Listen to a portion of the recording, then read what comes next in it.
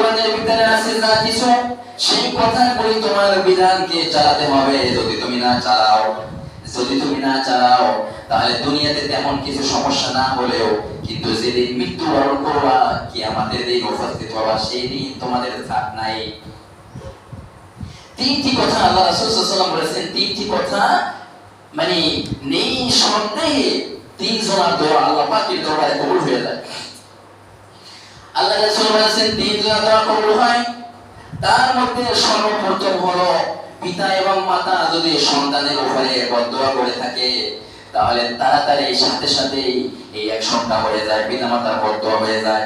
আপনি যদি নামাজ আদায় না করেন, রোজা না করেন, এই যে ইসলামের যতগুলি বিধান রয়েছে সেই বিধানগুলি আদায় করবেন না সেটা বলে দেয়। যদি না করেন ইচ্ছা করলে আল্লাহ পাক আপনাকে লাঞ্ছনা অবমাননা অপদস্থ না করে পরকালে করতে পারেন। আবার ইচ্ছা করলে আপনাকে মাফ করে দিতে পারেন। আবার এমন সময় আপনার মনের ভিতরে এমন আবেগ আসবে যে আমি এই কাজটা করছি আসলে ভালো হয় না, আপনারই দিয়ে তওবা ইস্তেগফার করে আল্লাহ আপনাকে পরিষ্কার করে দেবেন।